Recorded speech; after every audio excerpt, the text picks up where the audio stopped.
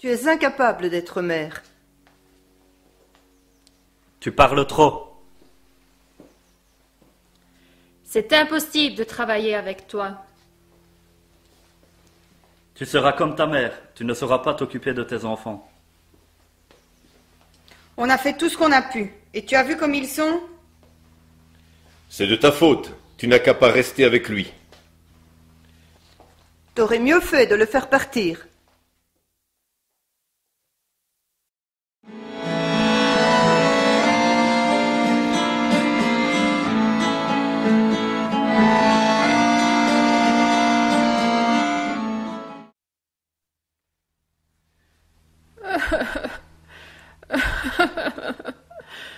Ils disent qu'on est des baraquis. J'ai demandé de l'aide. On ne m'a pas écouté. On veut casser notre famille. Ils nous prennent pour rien, des moins que rien. Déjà quand j'étais petite, ils disaient la même chose de mes parents. Quand on était enfant, ils nous ont mis dans un home. On s'est fait tout petit. Ils nous ont oubliés. On s'est fait oublier. C'est comme si on n'avait plus de parents, ni de frères, ni de sœurs. Ils étaient tellement loin. On n'a pas eu le bonheur de connaître une famille avec des gens qui s'aiment. On ne nous a pas appris ce que c'est une famille. Et ils nous aident vraiment pas à construire la nôtre. Et pourtant, s'ils savaient comme on s'aime et comme on aime nos enfants... Ils n'ont pas aidé nos parents. Et ils nous font comprendre qu'on n'est pas capable, nous non plus, d'être de bons parents. Ils ne peuvent pas savoir. Et ils ne veulent pas savoir comme on s'aime pourtant. Ils ne voient pas tout ce qu'on peut faire pour que nos enfants vivent mieux que nous. On a un rendez-vous au service social de la ville. Peut-être que, après ce que l'assistante sociale nous a dit... Ne rêve pas.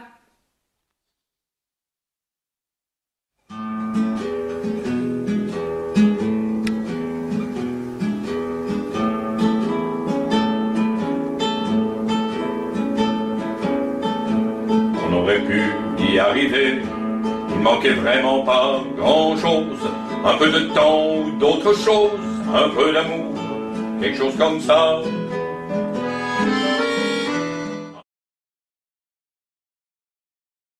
D'accord, je pense avoir bien compris votre situation. J'ai déjà passé beaucoup de temps à vous entendre, et puis j'ai déjà vu ça plein de fois. Et, madame, vous serez accueillie avec votre enfant dès ce soir dans une maison maternelle à Thonvire. C'est où Thonvire? C'est à 150 km d'ici. Mais ne vous inquiétez pas, nous garderons le contact pour le suivi de votre dossier. La police vous y conduira. Et moi, comment je peux l'accompagner? Mais monsieur, c'est une maison pour maman et enfant. Il n'y a pas de place pour vous. C'est ma compagne et nos enfants. Il vaut mieux qu'elle soit protégée, et c'est bien de mettre un peu de distance entre vous. On s'occupera bien d'elle et du petit. Vous pouvez nous faire confiance. Je ne suis plus rien sans elle. Je ne veux pas le quitter. Eh bien alors, est-ce que vous avez une autre proposition? Chez des amis? Ou peut-être vous pouvez nous aider à trouver un logement, même petit pour commencer, même une caravane. Je vais chercher du travail. Oui, un logement, un chez nous. Écoutez, on ne peut pas vous laisser enceinte dans la rue. Votre enfant est en danger, et vous savez comme c'est difficile de trouver un logement à un prix que vous pourrez payer. Nous étions bien dans le chalet qu'on avait acheté. On l'avait aménagé, on était chez nous. Mais l'aide à la jeunesse a menacé de prendre Benjamin. Alors, on a quitté le chalet. Mais ils veulent quand même prendre notre enfant. On sait ce que c'est. Nous avons vécu la même chose avec nos parents. Et nous savons ce que ça veut dire de ne pas connaître ses parents et sa famille. Nous voulons autre chose pour nos enfants. Si Benjamin n'était plus là, tout serait comme endormi, tout serait mort. Avec lui, il y a de la vie, du bonheur. Excusez-moi, mais je suis attendue. Vous n'avez donc rien à proposer. Bon, eh bien alors, madame, vous attendez qu'on vienne vous chercher dans le couloir. Et vous, monsieur, si vous voulez, je suis à votre disposition pour les documents d'inscription à un logement social. Téléphonez-moi quand vous voulez.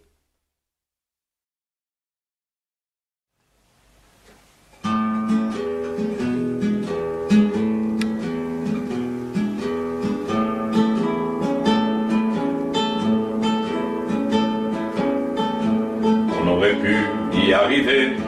Il manquait vraiment pas grand-chose. Un peu de temps ou d'autre chose, un peu d'amour, quelque chose comme ça. Un peu d'humain, une petite dose, un peu de lumière quand on ne voit pas. Un pouce au cul dans une grande côte, une main tendue, il fallait que ça.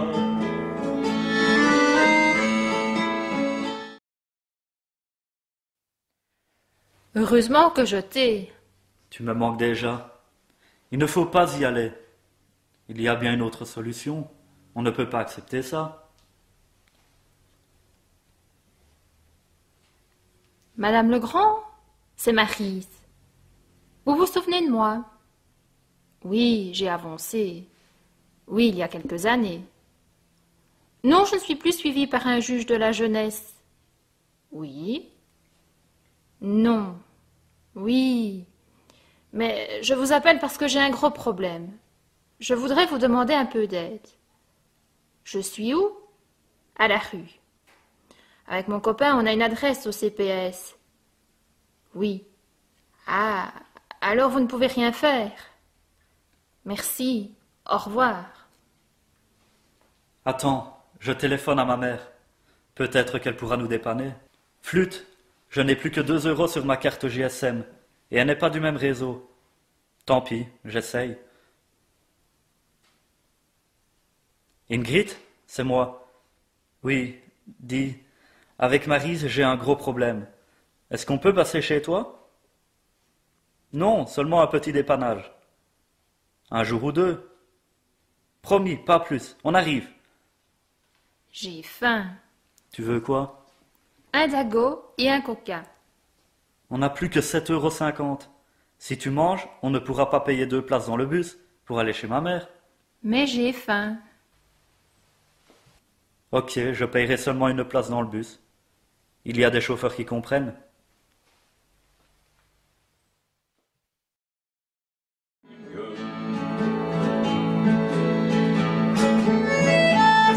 aurait pu y arriver, il manquait vraiment pas grand-chose. Un peu de temps ou d'autre chose, un peu d'amour, quelque chose comme ça.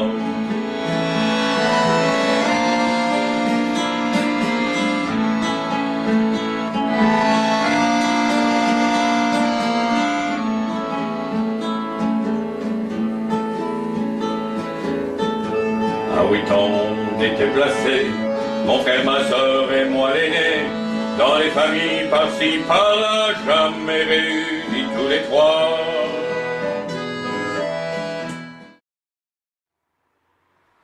Il était temps que je mange un peu.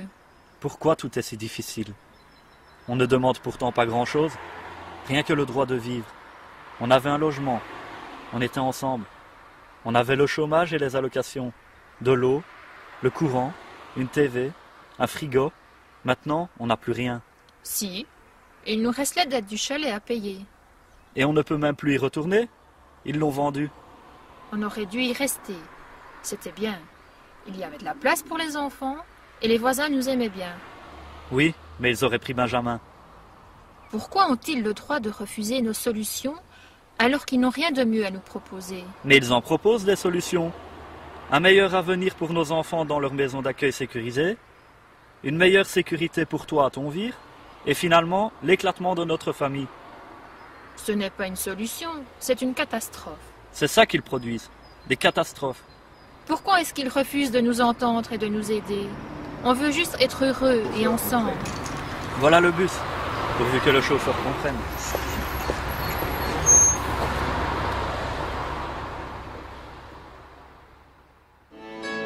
On aurait pu y arriver, il manquait vraiment pas grand-chose. Un peu de temps ou d'autre chose, un peu d'amour, quelque chose comme ça.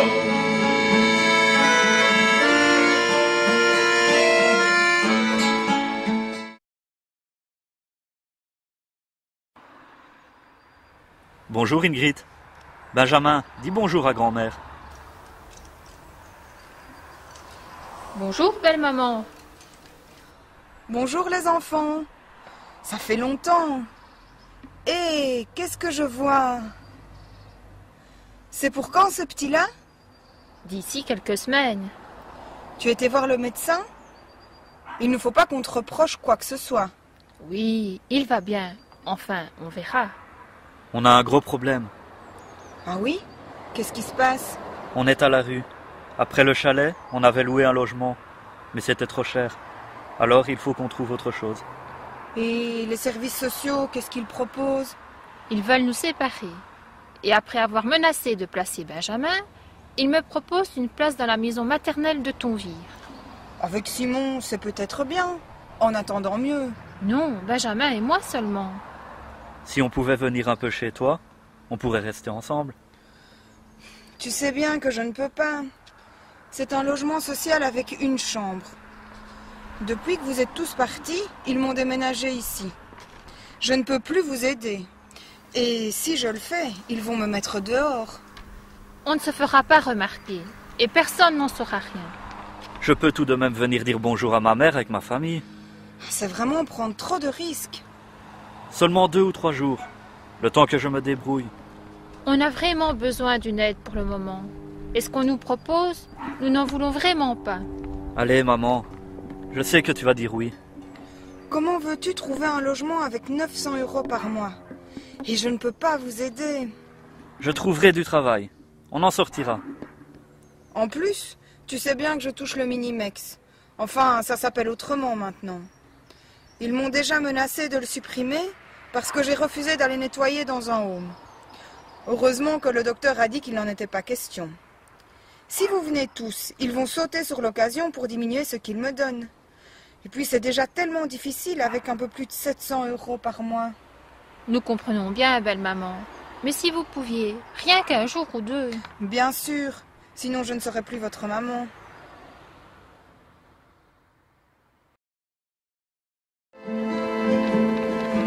Ce serait faire fi de l'histoire qui se répète tôt ou tard maintenant que je vis avec Inès et qu'on a plein de rêves dans la tête.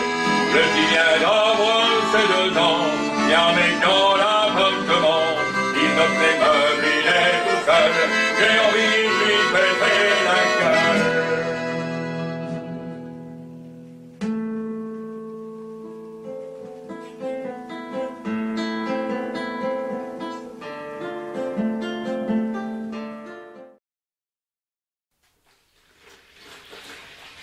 Ta maman est partie au bureau des logements. Ça fait déjà 1 mois qu'on est ici. Et on a été dénoncés. J'ai peur. Tu ne dois pas t'inquiéter, Marie. Tu vas très bientôt accoucher et il faut que tu sois en paix. Tranquille. Il ne faut pas que tu te tracasses. Ça pourrait être mauvais pour le petit. Qu'est-ce qu'on va faire? Je me démène dans tous les sens. On est inscrit aux logements sociaux et on est prioritaire avec 12 points. À l'agence immobilière sociale, ils ont dit qu'ils me recontacteraient dès qu'il y aurait un logement disponible. Je suis passé au Resto du Cœur, à la Saint-Vincent de Paul, chez Infologement, dans toutes les associations. Oui. Même à LST, on a cherché ensemble, dans tous les journaux et dans tous les sens. On ne trouve rien en dessous de 500 € par mois. Et dans ma situation, c'est toujours un autre qui passe avant nous. Déjà pour la caution, c'est tellement difficile. L'assistante sociale du CPS a insisté. Nous ne pouvons pas rester dans cette situation plus longtemps. Nous sommes à la rue. Ils disent que les enfants sont en danger et ils vont prévenir l'aide à la jeunesse. Ah oui, l'aide à la jeunesse. Tu crois qu'ils pourraient nous aider, eux, à trouver un logement? On dirait que tu ne les connais pas. Eux, en tout cas, ils nous connaissent. Et ça me fait peur. Ne t'inquiète pas, Maryse, on trouvera. Maman n'a pas l'air de se plaindre, et puis on lui donne un coup de main.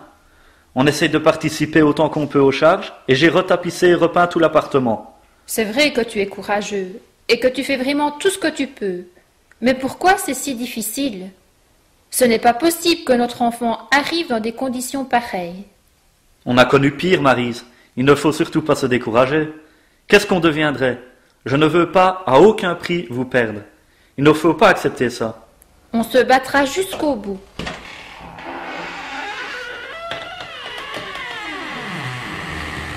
Alors? Et alors? Ils ont dit que vous deviez partir. Dans 1 semaine, ils viendront contrôler. Je n'ai pas pu obtenir plus. On aurait pu imaginer, il manquait vraiment pas grand-chose, un peu de temps ou d'autre chose, un peu d'amour, quelque chose comme ça.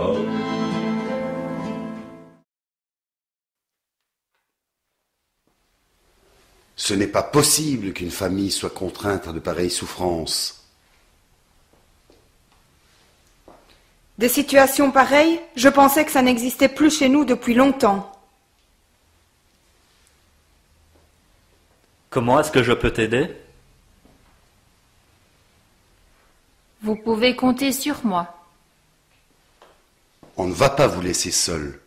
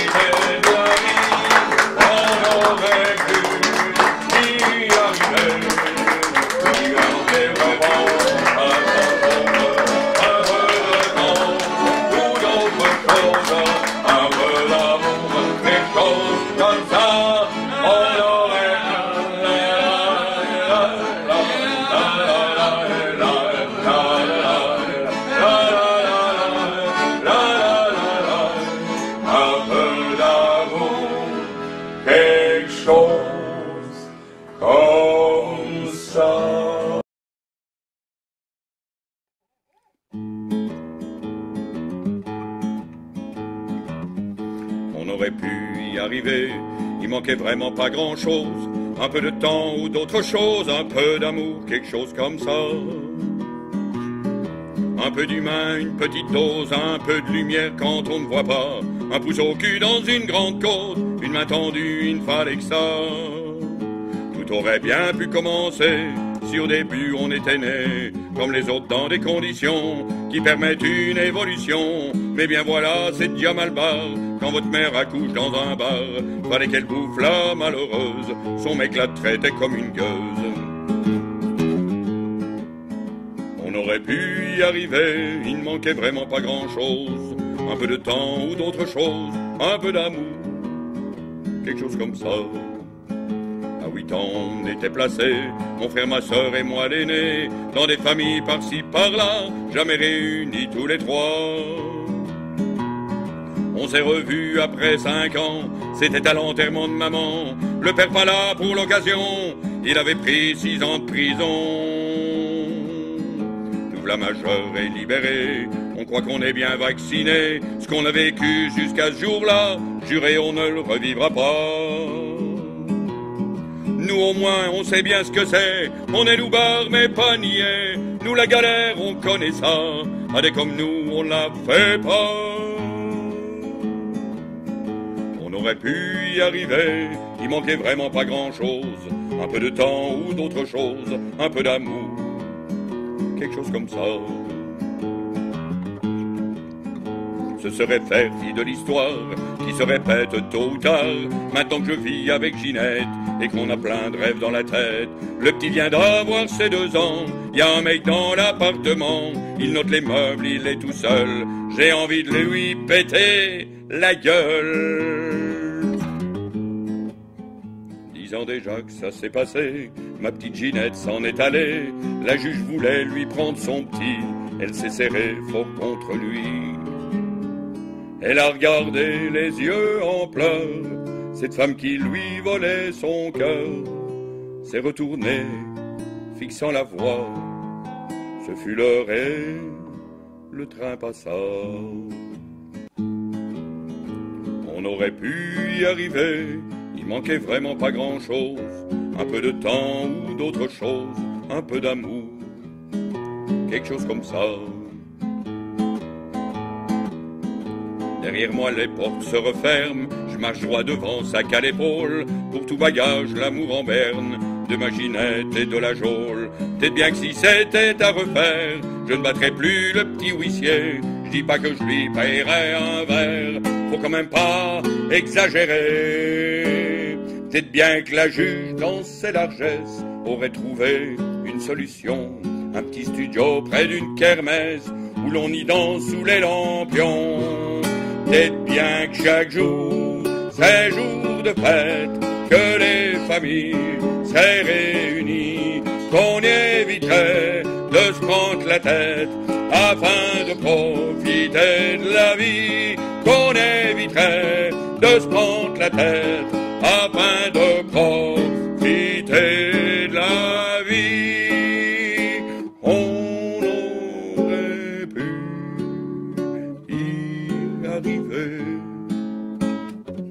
Il manquait vraiment pas grand-chose, un peu de temps ou d'autre chose, un peu d'amour, quelque chose comme ça.